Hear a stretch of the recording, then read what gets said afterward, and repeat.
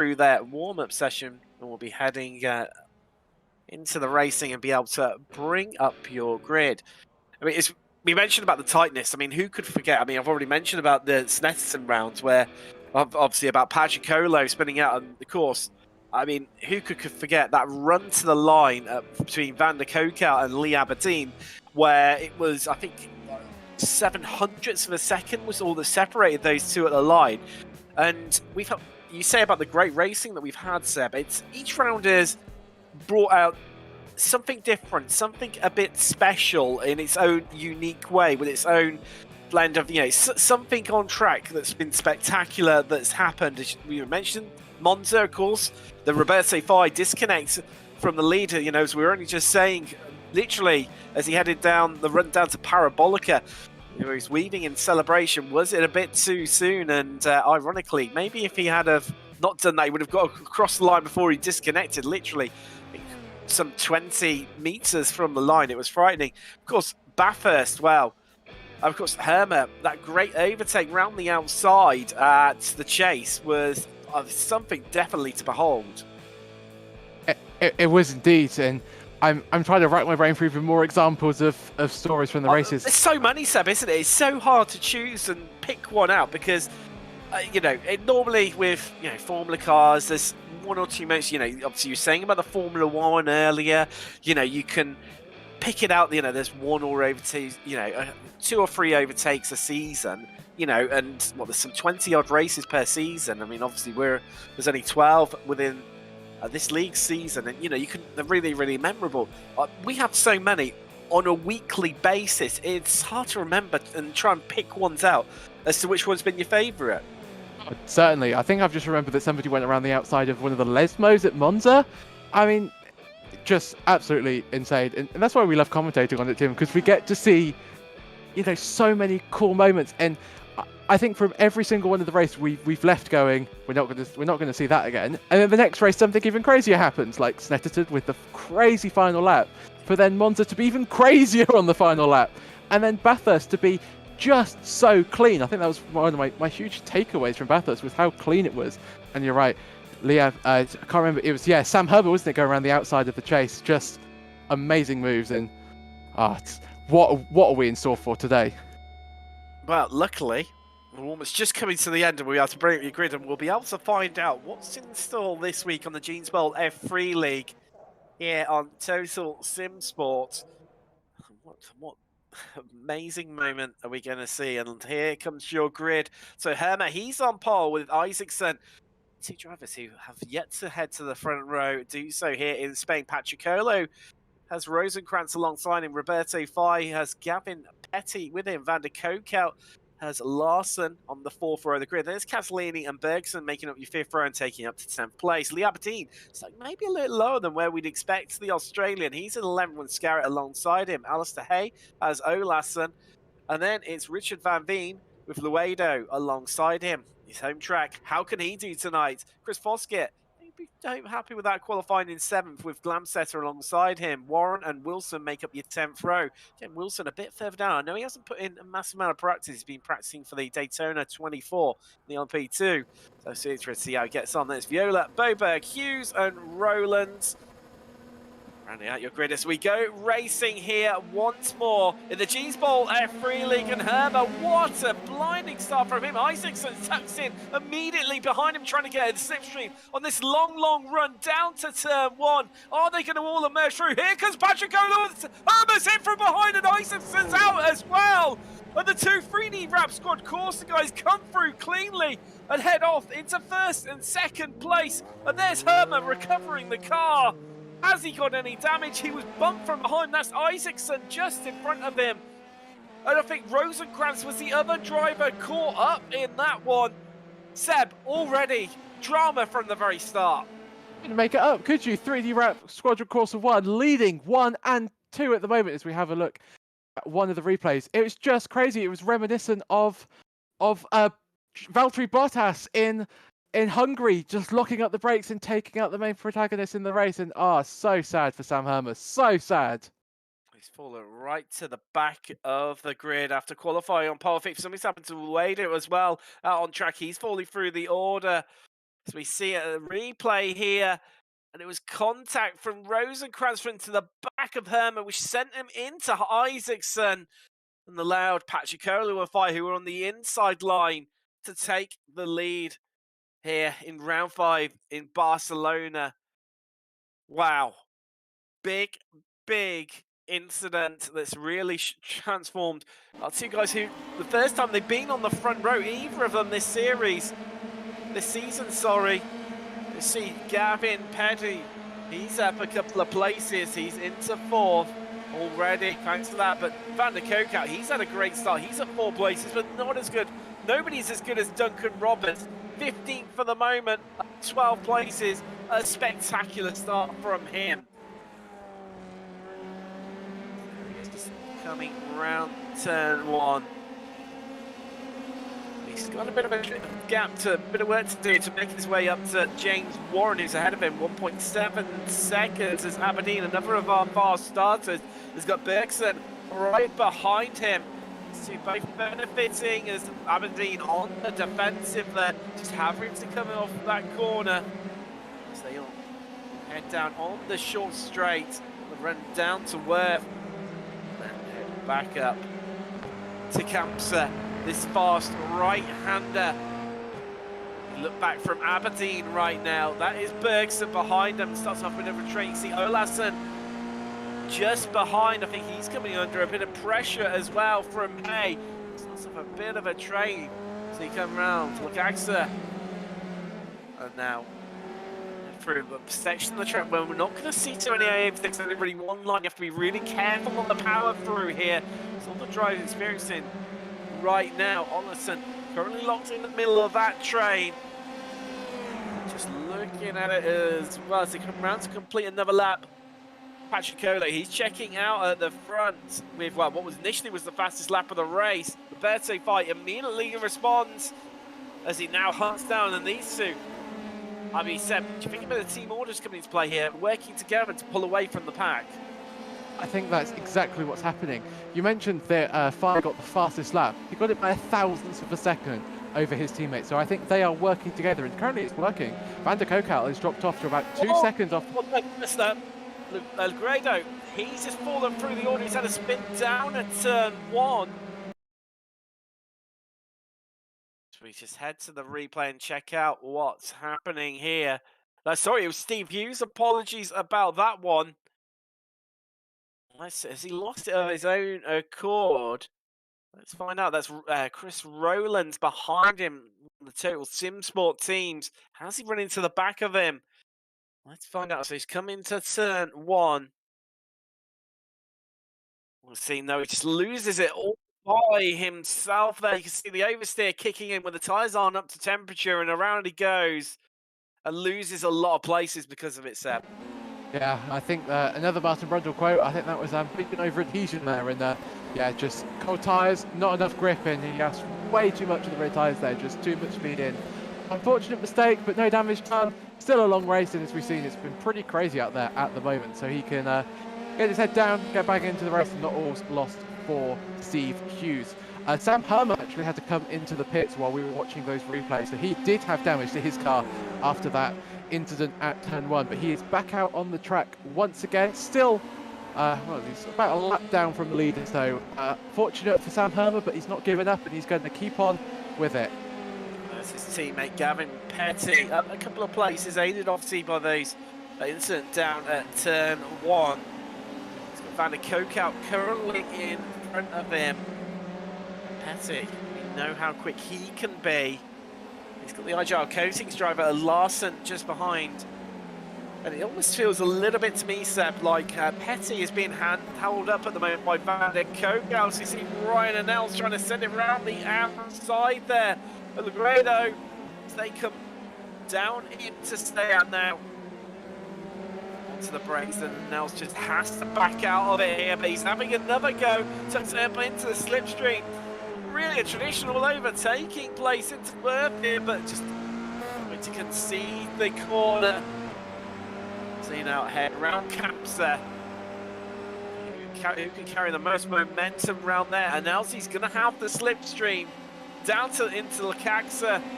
I think he's just a little bit too far back this time around here, Seb. I think he is. It's not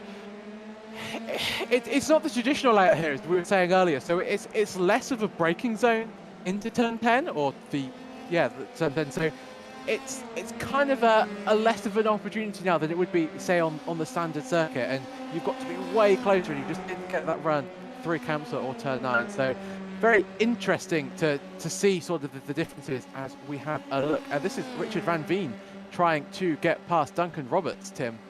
It is indeed, and Van Veen taking the racing line there, looking to get the best exit through Alf. But out of turn 2, around this Renault, the long swooping right-hander just seems to carry on forever, an absolute eternity. And into another corner that seems to last quite a while, Repsol as well. Turn 3. And Roberts is really unable to, the gap is extended between himself and Warren. Warren 2.5 seconds clear of Roberts right now. There is Warren, he's on a train behind Wilson and Viola just ahead of them. So closing from him. Wilson, never the fast starters. He's up 7 places, likewise Viola up 9, and then Glamsetter just ahead of them up 7. It's a whole little group of really fast starters. I think something's happened to Bennett. I can see he's falling through the order right now. So we can find out what's happened to Paddy Bennett. So SimSport driver you see there, he initially had a good start, but he's now behind Isaacson. So cone goes flying there.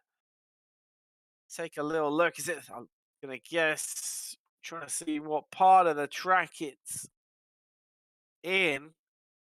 Is that turn 1 there, Seb? No. He's gone wide at turn 9, so he's taken the really old layout. So he's got even more confused. I think he's just gone wide at Kamsa there and taken the like the little escape road and the not the quickest way there from Bennett, but it's again no damage. I think just a little bit too much speed. Again, I think drivers are really trying to push out there at the moment. The lap time's absolutely rapid, and very interestingly, up at the front of the field, Van der Koekout last lap set the fastest lap of the race. He was 2/10 quicker than Roberto Fai, so watch out for this battle because it is not over. And Van der Koekout has found his pace. You see Roberts running a little bit wide there, Van Veen. Is this his chance? Is Boberg behind? As you see Van Veen just having a problem with Pope, but here comes Boberg, and that's going to give Roberts a chance to just scamper away, pull out a couple of tenths over Van Veen. To come around where we've just seen Paddy Bennett had his issue. As Boberg just dropping a little bit back from Van Veen right now. As they come down into Lakaxa, onto the brake, swooping round. The gap starting to close up once more onto Roberts. Really just suffering where it looked like he was going to capitalise. And oh, Van Veen's had a mistake. And that's allowed Boberg through. It's absolutely gifted him the place.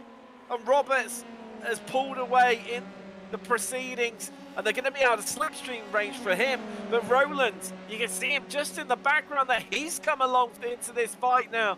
But these two have been all over one another. There's pride on board. The Terrell SimSport driver, we see Boberg just moving to the inside there. Van Veen moving to the inside there, trying to distract Van Veen. Boberg. Up here as you can see right ahead of them, Van Veen all over the back of Boberg. Move around under the braking, a little bit worried we're going to see another Rosberg Hamilton issue into Repsol. We saw it all those years ago. Tell you what, Rollins has got the best view in the house of the action out on track right now. We move forward with Van Veen there. Surely the run down to Lakaxa is where Van Veen has got a strike to take that place back from Boberg. Indeed, yeah. Very weird to have sort of a mistake at the top of the hill there. So I don't quite know what's happened, but we saw him sort of dive into the inside as he now tries to go around the outside there, side by side. And this is going to be a great overtake if he can make it. Not quite on this occasion, Tim, but yeah, that little dive into turn 1 there, it kind of cost him quite a lot through the preceding, 2, and then that long sort of right-hander of Renault. So really quite an interesting move there, and I think he needs to do less of that and just calm down and make one decisive overtake, kind of like he did at Lucaxia. To see, really moving around Boberg, trying to break the draft. He goes early to the inside there to break, to cover off that inside line. As Van Veen pulls alongside, he's going to have this work to do around the outside, but if he can hold it there, he's going to have the inside line. No, he has to suck back in behind Boberg once more. But what can Roland do? He seems to be sitting back initially at the moment, a little bit reluctantly to get involved between the scrap that's going on between these two, and all while they fight it out, Roberts pulls out an even bigger gap over them. It's playing into Roberts' hands completely. I mean, a 2.2 second gap at the moment is absolutely perfect for him. I think Roland's is playing quite a smart game as well there. Just sitting 7/10 back off the back of Van Veen and just sort of waiting for any incidents to happen or just to capitalise on it and just staying sort of out of the firing line there.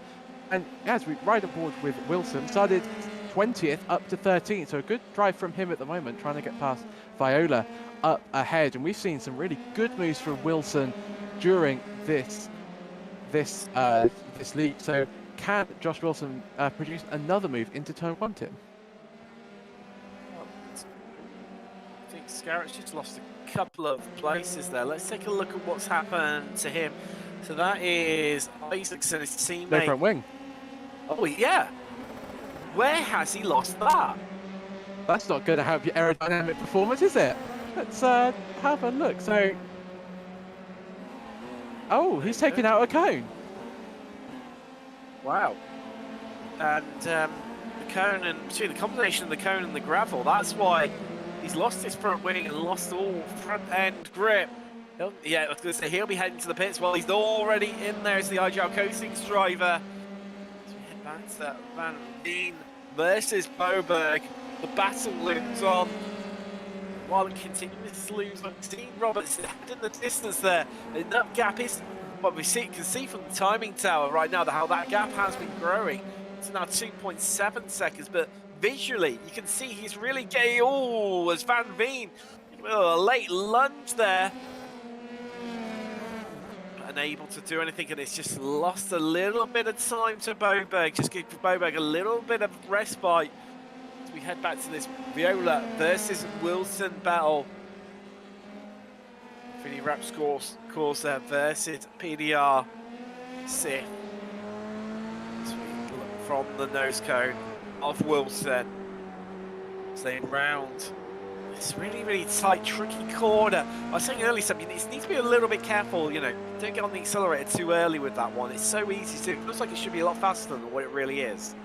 You're right, it's such a deceptive corner, and you're right, you've got to be super careful on throttle. It's actually very interesting to see Wilson's and Viola's different line there. You know, Viola took a very sort of wide line and sort of cut back, while Wilson sort of stayed sort of the middle line. There's almost a point in the middle of the corner where they could almost sort of touch because their speeds are so different. So you have to watch that. Oh, as we see Van Veen going for a very aggressive move. I think these two just will not leave each other alone right now. But who's going to come out on top? Will it be Bobo? Will it be Van Veen? It's, the way that they're scrapping it, just, oh, it's getting so close between the pair of them.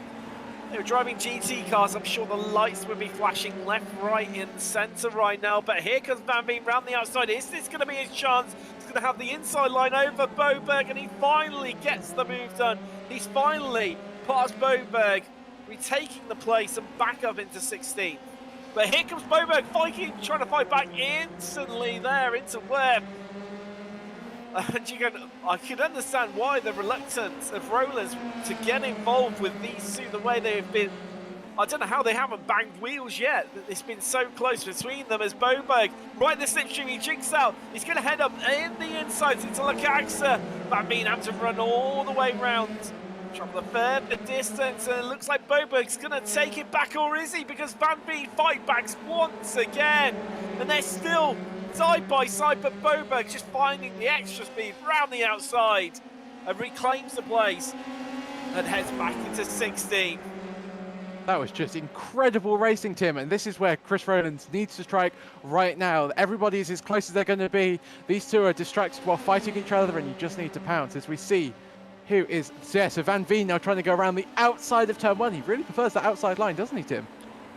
He does, and clearly more his natural racing line. Is he going to make it work as they almost backdoors? And now Rollins is being enveloped by Ryan Annals. He's crept slowly and quietly up on these two, and Annals in the background there just getting past Rollins as here comes Van Veen trying to send him round the outside once again of Boberg, and to slip up the inside like we saw only a lap prior. Can he do it again?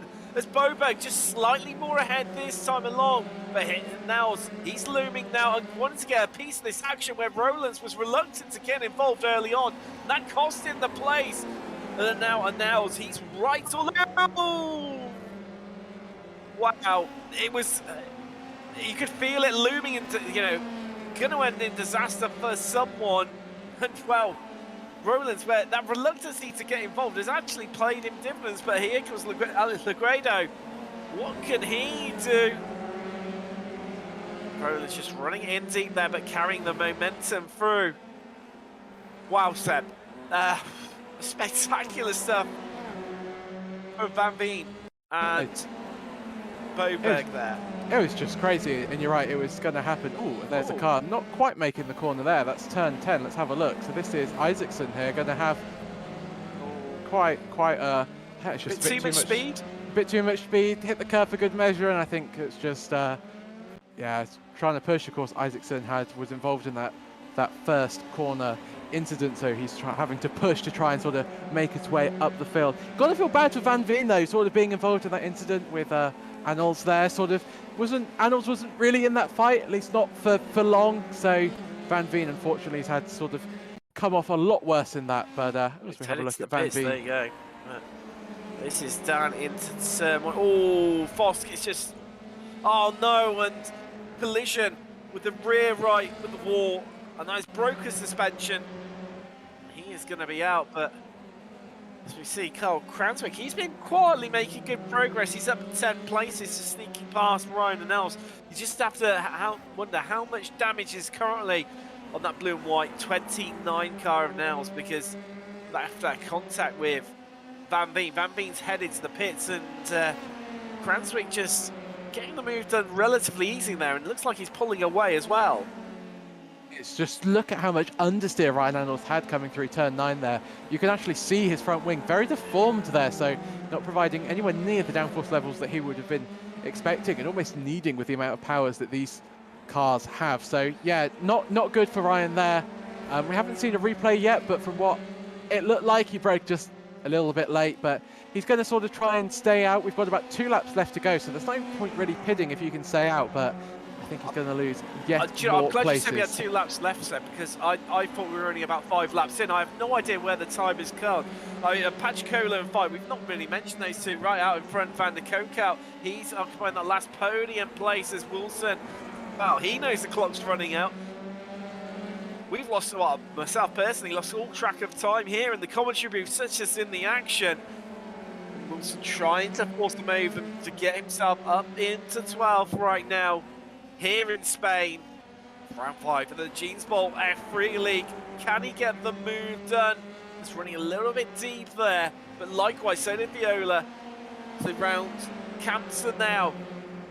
And can Wilson get the move done into Lecaxa? He's definitely going to be quite close enough there, though, Seb.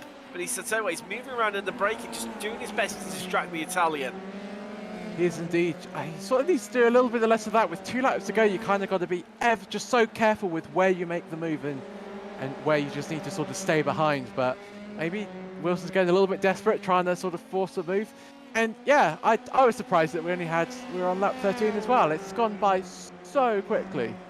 Oh, and I think Chris Rowland's dropping down the field. Oh no, after making, sitting patiently. The Voberg and Van Veen, around he goes, Lecaxa. Luckily, he's got away damage-wise with that one, but he's had to wait for so many cars to come through before he can rejoin the track safely, and that's what's cost him so much time. He's still at 4 places. Isaacson got a feel for him after starting on pole and ran out of grip there. Well, hell, that was fairly well held there through turn 9, so quick, and yeah, his tyres won't be pleased with him. Oh, and Josh Wilson tries to go down the inside there, very late lunge, and Josh Wilson is really feeling the pressure now. 2 laps to go. He needs to get past P12, but just lapping a bit to go, and I just don't think Josh Wilson could do it unless he has a really good run now through turn 9 into turn 10. Oh, and they go so wide there. Oh, he's almost sort of spinning on the exit there, Tim. He is indeed, and can Warren close up in these closing stages? I mean, he's going to be a bit too far back, 1.2 seconds behind these guys. But all it takes is one bit of moment. If Wilson can get alongside, that's going to really slow them up, and that's going to bring Warren right into the fight. But we're on to the final lap here. Patricolo comes down to turn 1 for the final time. 5 following him along. Then it's Van der Kokout, Gavin Petty, and your top 4. Larson, top 5, and there's Aberdeen, Biggerson, and Catalini swapping places. Brilliant move from Catalini down into turn 1 there to snatch that 7th place from Biggerson. Well, that's he's now Alistair Hayton rounds out your top 10. We just see Wilson heading through there, but speaking back of the leader, as we can see, here's what happened between Biggerson and Catalini, and I'll tell you what, it's great stuff between those two. But Biggerson, oh, he's got it back on the cutback there, Seb. He has. I think Catalini just went a little bit too deep into turn 4 there and just sort of lost it. Oh, and they're swapping places. Oh, so close to touching there. So they are still side by side. Catalini now ahead as they come through turn 9. I think Biggerson's going to have to do it into turn 10. There's got no other option really bar a sprint to the line, you know, getting a much better exit out of the last corner, but I just don't see it happening, and Biggerson runs it in deep. That's not going to have any lock up there. That's definitely that battle over and done with. We could chalk that one off as Patricolo rounds the last corner for the final time. It's going to be a 1-2 for 3D Rap Squad Corsa here in Spain. Van der Kokout's going to come out on the last place of the podium.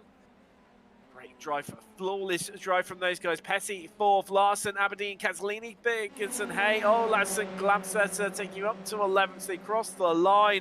What's happening between Viola and Wilson? We can just see those guys there. They're going to finish as they are. We're trying to see if we've got anyone else close. Not too much, really. Wow, Seb, that one absolutely flew by. I mean, I'm not sure where the time quite went. I mean, you said there's only 2 laps to go, and I looked up. No, there can't be, surely, and there already was. I know, it was crazy up and down the field, some good racing. Unfortunately, a few incidents, but yeah, I echo your thoughts from the commentary box. That one went super quick, and I almost want to go again. I feel like we need a round 2. Racing. Yeah. I mean, sure. we didn't even, I think bar the start where we had the incident at turn 1, we didn't mention the top, 10 again, really, to those dying stages where we saw Biggerson and Catalini get really close to one another. But other than that, they just, it remained relatively, as was between those guys. Yeah, it was, you're right, all the action happened down the field, and it's almost sort of, it's really nice to be able to watch the battles down the field as we have a look at that first corner collision once again. And this is Patricolo just taking the lead in. Yeah, not the best qualifying performance from the 3D Rap guys, but turn 1 was great, and almost you need some good luck, and that was certainly good luck for them today. A 1-2 again, so very good from them. But you have to say that Patricolo controlled the race. Roberto Fai as well, really good. And yeah, Van der Kokout just didn't have an answer to their pace today. Let's bring you through your Class 5 results here from round 5 in Barcelona. Well, your victory goes to Patricolo, a 3D Rap Corsa, making a 1-2 for them with Fai in second. Van der Kokout, he was third for PPR Esports. And then it was Petty, Larson, Aberdeen, Catalini, Biggerson, Hay, and Olassen taking up your top 10. Glamsetter, Viola, and Wilson, Warren, and Roberts. I tell you what, Warren's a great drive from him. He made it up 12 places. Our biggest riser so far here, well, today. Can't say so far, so the race is already over. Great Alex, he was up 9 places as well. Moberg in 17th. Cranswick, he was up 11 places himself, so nearly as good as Roberts for the British driver. Into 18th for Anna Nels. He was 19th, and Chris Rowlands rounds up the top 20. Then it was Hughes, Isaacson, Scarrett. Isaacson gutted from that turn 1 incident. Scarrett, Hermer equally involved in that as well. I thought front row finishing down in 22nd and 24th respectively. Rogenbuck 25th. Van Veen, he's going to be gutted by that one after battling so hard with Boberg. He came home 26th. Loedo 27th. And then we've got Foskett, who unfortunately lost to broken suspension after a spin at turn 1. He was in 28th. Bennett lost 6 laps ago. And Rosenkrantz we lost on the opening lap after breaking a bit too late and starting off that chain reaction. It all started it off. And good to see a few people in the chat as well on YouTube. We had Rowlands there, obviously early on, and Will Gorborn and Ben Cullen. Obviously, respect to Will Gorborn, who unfortunately we've seen driving for a fair few weeks due to his injury that we mentioned about last week. Broken collarbone, and Ben Cullen, I know another of the drivers, has quite a few of them preparing for the Daytona 24. Ben is driving the LMP2 and definitely a specialist of starting from the back and coming through the field. But Seb, another great night of racing once again from this league, and well, you could say it's just another average day in the Jeans Bowl F3 League. It's I love watching these races because there's always some really interesting stories to take out and sort of digest. Sort of almost need a week between races just to work out what happened.